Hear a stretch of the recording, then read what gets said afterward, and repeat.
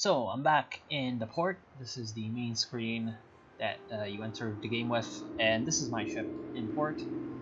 Over here are my commander. Over here you can see my skills. He's got 3 points, and well, he needs 4 to get the next level of skills, so that will not be available to me for a while because 37,000 XP is quite a lot.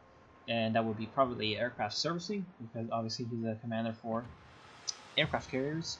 These are my ships at the bottom.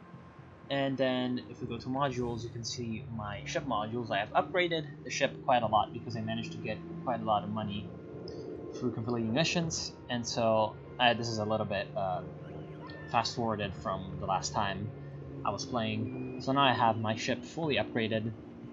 And so I'm gonna have, well, I don't have these, but these aren't that important. And so I'm gonna be at a pretty much equal playing field with any other ship, and I'm just gonna go play some ranked battles, and I'll see you in game. We are in game, and as you can see, okay, so it started. We have 3 battleships, 2 cruisers, and a destroyer versus the same lineup. Matchmaker is pretty decent in making everything quite fair. Of course, they don't have a lot of AA strong ships, unlike the last game, so I'll be in a much better position. Than I was last time. I am putting my movement orders out like this, but I will probably change them as the battle goes. As an aircraft carrier, you don't want to stay at the back all the time like you would expect, maybe, because that's a terrible idea. You need to be somewhat near your team, so that your aircraft coming back to the carrier have a easier time getting back, and they essentially take less time just traveling back and forth, so you can have more time to actually use them for something useful.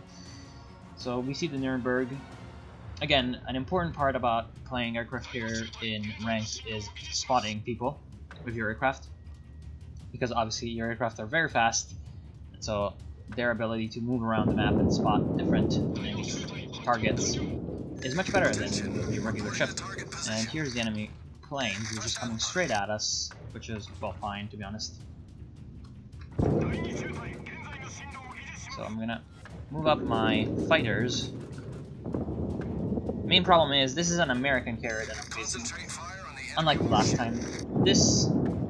Okay, so the American carriers differ from the Japanese carriers because their planes have more members in a squadron. As you can see, they have 6 pips over here instead of 4. So what this means is that one squadron of the American planes is usually able to do more than a squadron of Japanese planes. And where that really comes in handy is with fighters, because 6 American fighters are very, very dangerous compared to 4 Japanese fighters that are Farragut destroyer gained a torpedo from the enemy.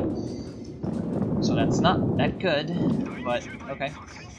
And again, okay, so their dive bombers came in and did some damage, but thankfully it looks like no fires were planted or started on that Farragut, so at least the Farragut will live. So there's a Nuremberg over here with very low amounts of hit points, so I'll try to take it out with my torpedo bombers. Problem is, he's bringing his fighters, and so that's where my fighters come in. In a fight between American and Japanese carriers, the importance of Japanese fighters is that they are usually what you're going to use to make sure the enemy planes aren't going to just murder your attackers, because your attack aircraft need to be staying alive to be damaged, like this. So I'll be able to do a lot of damage to this Independence class carrier. Probably not be able to kill it, but at least I'll deal a lot of damage, so it will be sort of scared to do anything. If he has saved up his his repair party, ooh, I may actually be able to get him.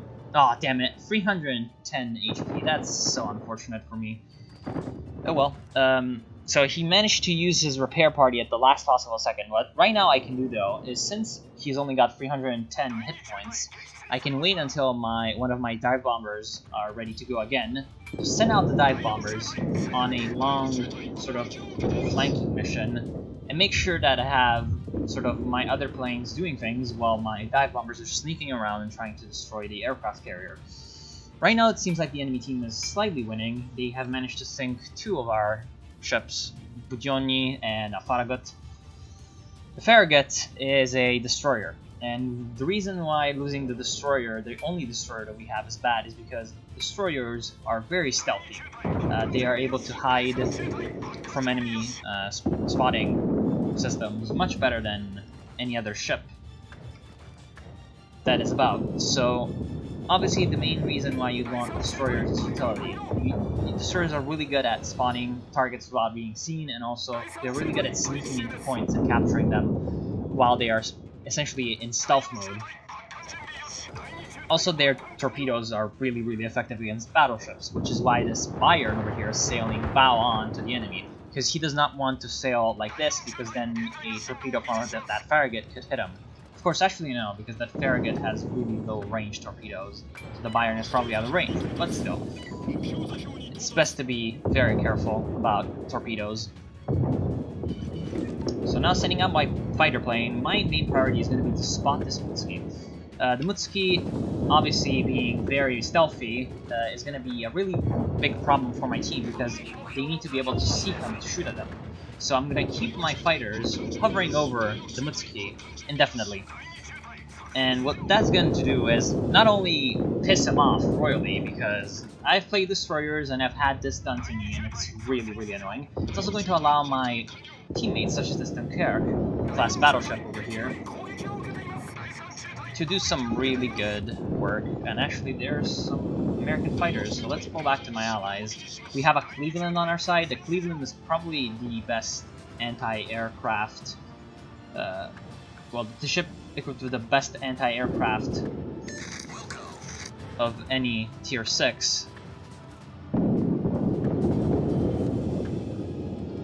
as you can see, that Mutsuki got killed because my fighters were able to essentially spot it long enough for my other ships to hit the target, because destroyers, even when you spot them, they are very nimble ships. They are very small, and with the main guns on the battleships being quite inaccurate, it's not exactly easy to get hits landed on them.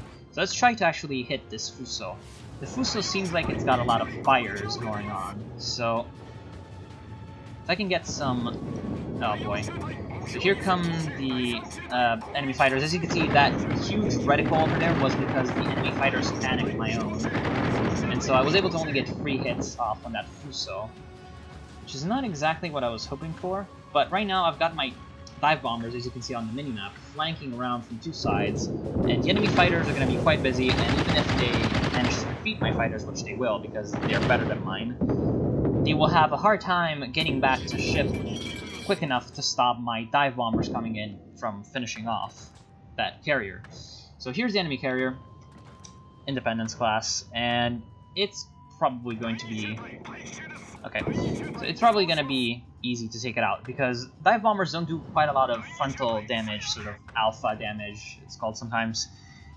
But what they're really, really good at is hitting targets, because as you can see, the Japanese torpedo bomber has a reticule when you manually aim the strike that's very, very sort of tight. So with that tight spread, you can easily hit targets, especially big targets like aircraft carriers. So obviously... okay, so I guess he did not use his damage control ability, and so I got my 2nd kill. Aircraft carriers sometimes are good at sort of finishing off targets, but not always. So right now the enemy team only has 2 ships, and they've only got 50 points. Obviously, cruisers and battleships are only worth 40. 40 points when you lose them. Actually, no, when you lose them, they're worth 50 points. Okay. So, just taking out one of these guys would be enough to... no, never mind.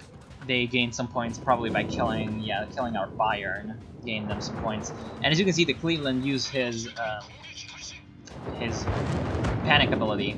So, he's going to be able to easily make my dive bombers miss their target. However, I do have 2 torpedo bombers ready to go.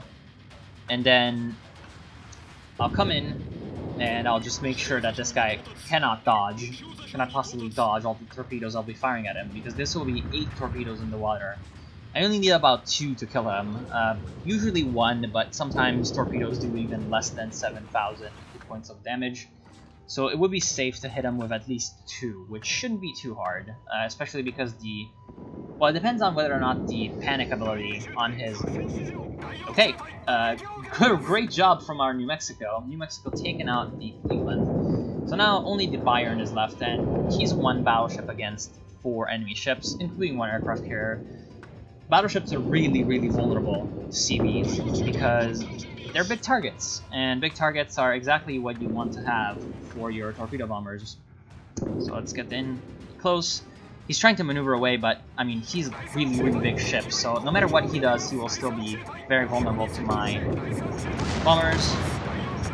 And that will be 4 hits, so a lot of damage off on him. 2 floodings. He managed to repair the flooding, but, well, that will not be enough because there's also this Dunkirk firing on him. Actually, the Dunkirk is kind of failing. The Dunkirk battleship is a tier 6. If you can see, it's only got guns facing forward. Backwards, it's only got secondary batteries, not these big main turrets, which is essentially the main armament of battleships.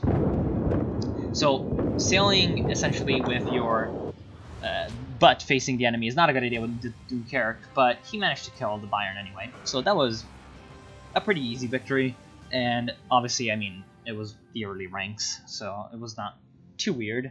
So I'll be seeing you then with rank 18.